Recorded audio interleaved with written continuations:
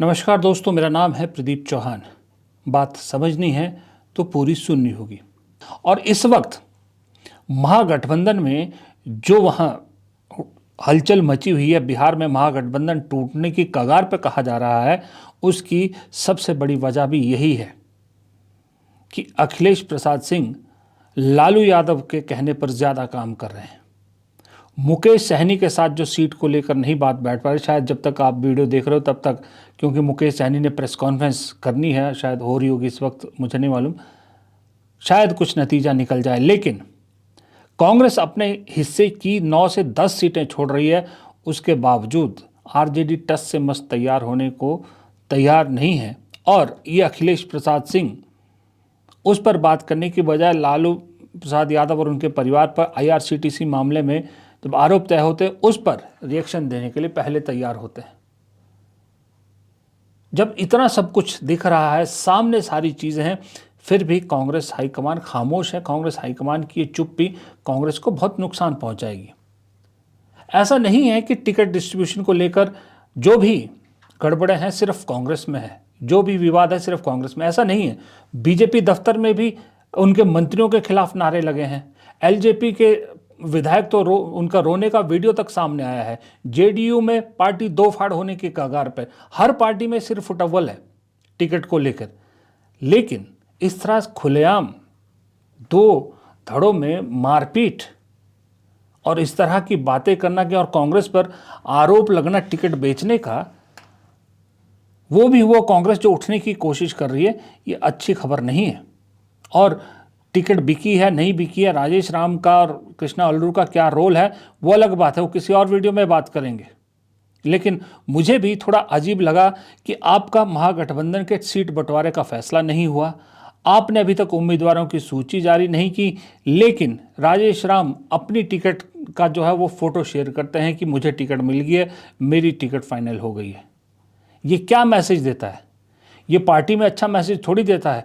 जो पार्टी कार्यकर्ता जिन्होंने काम किया, जिन्होंने उम्मीद जताई, अप्लाई किया, टिकट मिले ना मिले वो अलग बात है, सबको टिकट नहीं दे सकते, लेकिन कम से कम और चीज़ें सुलझाने से पहले अपनी टिकट को क्यों आप अनाउंस कर रहे हो? आपकी तो तय ही है, आपको तो मिलनी मिलनी है, पहले कम से कम दूसरों का तो तय कीजिए, फिर जो है आप अपनी बात कीजिए। लेकिन आप सबसे पहले अपनी तस्वीरें सोशल मीडिया पर डाल रहे हैं ताकि जो बाहर बैठे नाराज़ लोग हैं, जो इंतज़ार में हैं, उनका गुस्सा और बढ़ जाए। इसका मतलब तो यही है। एक प्रदेश अध्यक्ष ऐसी गैर जिम्मेदाराना हरकत कैसे कर सकता है, ऐसे काम कैसे कर सकता है? और कहा जाता है कि कृष्णा अल्लाउरू भी आज की डेट में वो कृष्णा अल्लाउरू नहीं रहे जो पहले थे। इतने हाई हेडेड हो गए हैं कि उन्हें लगता है वो राहुल गांधी के अलावा किसी को जवाब भी नहीं देते। उन्हें लगता है कि उनकी जवाबदेही सिर्फ राहुल गांधी के साथ है। जब बात करते हैं, कोई उनसे सवाल पूछते हैं, कोई जवाब नहीं देते। बिहार में जहां इस वक्त कांग्रेस का कैंपेन शुरू हो जाना चाहिए था, जहां वोट चोर गद्दी छोड़ का मुद्दा इस वक्त बिहार के कोने कोने में गूंजना चाहिए था, वहां पर कांग्रेस में सिर्फ फुटअव्वल की खबरें आ रही है, आपस में लड़ाई झगड़े की खबरें आ रही है। दूसरी तरफ बीजेपी ने योगी आदित्यनाथ हो, रेखा गुप्ता हो और मंत्रियों, सबको चुनावी मैदान में उतार दिया है, सब कैंपेन कर रहे हैं और कांग्रेस में सिर्फ फुटअव्वल चल रहा है। ये बड़ी अजीब सी बात है। और कांग्रेस हाईकमान दिल्ली में बैठी चुप है। तेजस्वी यादव दिल्ली में आते हैं, सीट बंटवारे को लेकर बात करनी होती है तो राहुल गांधी से उनकी मुलाकात नहीं होती, वहां केसी वेणुगोपाल की मुलाकात होती है। क्यों? अगर सब कुछ केसी वेणुगोपाल ही देख रहे हैं तो केसी वेणुगोपाल ने अब तक सुलझाया क्यों नहीं मामला? ये टिकट सीट शेयरिंग का मामला अभी तक लटका हुआ क्यों है? टिकट डिस्ट्रीब्यूशन के में ये इतनी गड़बड़ें क्यों हो रही है? इतनी नाराज़गी क्यों हो रही है लोगों की? काहे के संगठन महासचिव हैं वो? जब एक चौथे नंबर की पार्टी है, 60 सीटें आपने लड़नी है, जब उसका फैसला नहीं आप कर पा रहे, तो बड़े राज्यों में जहां अकेले लड़ना हो बीजेपी से, वहां कैसे संभालेंगे?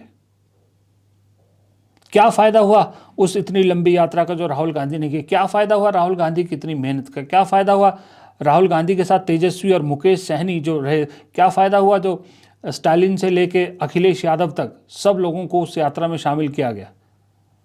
एक घटना ने सब पर पानी फेरने का काम कर दिया और कल से लेकर बीजेपी से खूब उछाल रही है और उछालेगी। जाहिर सी बात है, अगर ये बीजेपी में हुआ होता तो आज कांग्रेस भी ऐसा ही उछाल रही होती।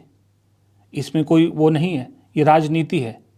दोस्तों, कल शाम पटना एयरपोर्ट पर जो कुछ हुआ, जो तस्वीरें आप देख रहे हैं स्क्रीन पर, ये कांग्रेस के लिए एक बेहद शर्मनाक घटना है। कांग्रेस को इस घटना के बाद अपना आत्मचिंतन ज़रूर करना चाहिए, क्योंकि ऐसी शर्मनाक घटना उस प्रदेश में हुई है जहाँ चुनाव है सिर पर। इस एक घटना ने दरअसल राहुल गांधी ने जो पूरी मेहनत की थी बिहार में, जो वोटर अधिकार यात्रा निकाली, उस यात्रा का आधा असर कम कर दिया है।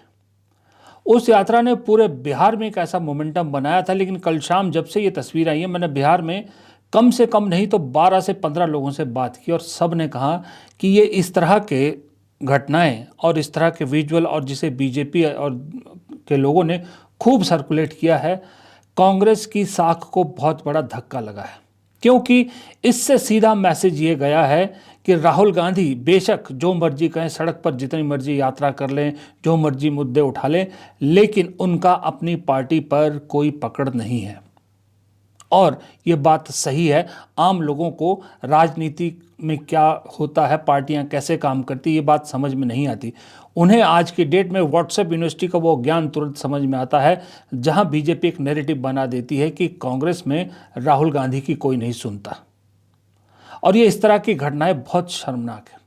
लेकिन हैरानी की बात यह है कि इतनी बड़ी घटना हो गई, उसके बावजूद भी कांग्रेस आलाकमान खामोश है। इस घटना के कारण क्या है, क्यों ये घटना हुई, ये अलग बात है, लेकिन इस घटना के पीछे कौन है, ये भी कांग्रेस हाईकमान को अच्छी तरह से मालूम है। बिहार के लोगों को मालूम है, पत्रकारों को मालूम है कि इस घटना के पीछे कौन है। उसके बावजूद कोई कार्रवाई नहीं हो रही, किसी की हिम्मत नहीं हो रही बोलने की। लेकिन मैं कहता हूं कि इस घटना के पीछे एक ही शख्स का नाम सबसे आगे आ रहा है, और वो है अखिलेश प्रसाद सिंह। राज्यसभा सांसद है, बिहार प्रदेश अध्यक्ष थे अभी कुछ महीनों पहले तक, लेकिन ये उनकी पहचान नहीं है। उनकी असली पहचान ये है कि वो लालू यादव के खासम खास रहे हैं। जब तक वो प्रदेश अध्यक्ष थे कांग्रेस के बिहार में, तब तक लालू यादव परिवार की छाया से कांग्रेस बाहर नहीं निकल पा रही थी। और जिस दिन उन्हें हटाकर राजेश राम को कांग्रेस ने प्रदेश अध्यक्ष बनाया, उस दिन से उनके चेहरे पर और उनके हाव भाव में वो छटपटाहट साफ दिखती है कि किस तरह से वो नाराज हैं।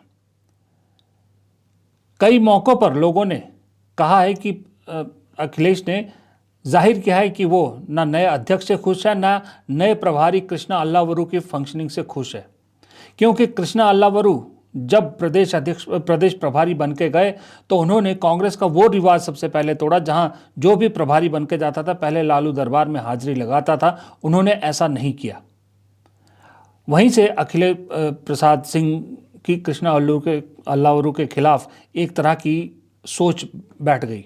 उनको वो पसंद नहीं है, ना राजेश राम पसंद है, ना कृष्णा अल्लावरू पसंद है। लेकिन उसके बावजूद कांग्रेस ने अखिलेश प्रसाद को पूरी इज्जत दी। उन्हें हर मीटिंग में बुलाया जाता है, हर जगह बिठाया जाता है। राज्यसभा के सांसद हैं, पूरा सम्मान दिया जाता है। राहुल गांधी ने यात्रा की उस वक्त पूरा सम्मान दिया गया। लेकिन जब आई टिकट डिस्ट्रीब्यूशन की बारी, तो उन्होंने वो काम किया जो अक्सर बीजेपी के स्लीपर सेल करते हैं। लेकिन यहाँ पर बिहार में कांग्रेस को नुकसान बीजेपी के स्लीपर सेल से ज़्यादा आरजेडी के स्लीपर सेल कर रहे हैं। और ये मैं ऐसे ही नहीं बोल रहा हूँ, आप अखिलेश प्रसाद की हाल की बयान सुनिए, आपको वहीं से इशारा मिल जाएगा। सीटों पे ऑलमोस्ट फाइनल है, तो फाइनल नहीं है तो ऐसे ही मतलब कांग्रेस को हल्के में आप लोग क्यों लेते हैं? उस आंकड़े को माना जाए, उस आंकड़े को माना जाए, उस आंकड़े को माना जाए ना। अरे भाई, ये प्रभारी से पूछना चाहिए, ये प्रदेश अध्यक्ष से पूछना चाहिए। जो सवाल जिससे पूछने लायक हो उसी से पूछिए। अच्छा सर, मुकेश सहनी को लेकर क्या चल रहा है? वो 2 दिन से साइलेंट है एकदम। मुकेश सहनी भी हम लोग के साथ रहेंगे। मुकेश सहनी सर नहीं आए, मुकेश सहनी नहीं थे बैठक में। अरे आ जाएंगे ना। क्यों आज बैठक में मुकेश सहनी? चलिए इसके बाद शकील साहब क्या हुआ बैठक में सर? बताइए। अखिलेश प्रसाद सिंह जो कहते हैं कि उपेंद्र कुशवाहा का स्वागत है वहाँ गठबंधन में, जो कहते हैं हर चीज़ में जो राय रखते हैं अपनी, इस मामले को लेकर कांग्रेस में और महागठबंधन में क्या, और इसको लेकर कहते हैं आप प्रदेश अध्यक्ष और उनसे पूछिए, प्रभारी से पूछिए। जब आप उपेंद्र कुशवाहा का स्वागत महागठबंधन में कर रहे हैं, तब आपने पूछा? तब तो आपने किसी प्रभारी या प्रदेश अध्यक्ष के बारे में नहीं कहा कि उनसे पूछिए, अगर वो स्वागत करेंगे तो पार्टी में स्वागत है। तब तो आपने अपनी तरफ से ऐलान कर दिया।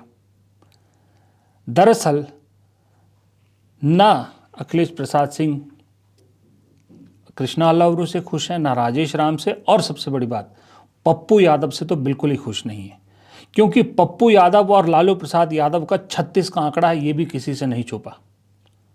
और जो कल बिहार पटना एयरपोर्ट पर जो हंगामा हुआ, वो दरअसल एक तरफ पप्पू यादव के सपोर्टर थे और दूसरी तरफ इनडायरेक्टली अखिलेश प्रसाद सिंह के सपोर्टर थे, जो उनको समर्थन वाले लोग, जिन्होंने हल्ला मचाया, जिन्होंने दरअसल मारपीट की।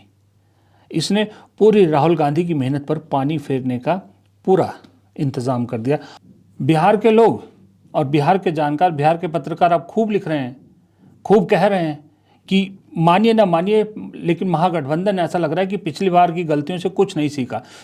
जीती जिताई बाजी हारने पे तुला है महागठबंधन, और इसमें सिर्फ कांग्रेस नहीं, आरजेडी भी और मुकेश सहनी तीनों अड़े हुए हैं अपनी जगह पर, और अपने को जो एडवांटेज था वो एडवांटेज हाथ से जाने दे रहे हैं।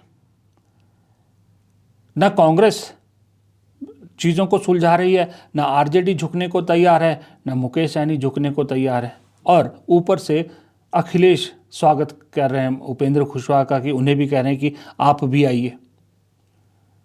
अगर समय रहते इन चीज़ों को इन पार्टियों ने सुलझा दिया होता तो आज बात कहीं से कहीं पहुंच गई होती महागठबंधन के लिए। लेकिन चलिए, महागठबंधन की बात अलग है।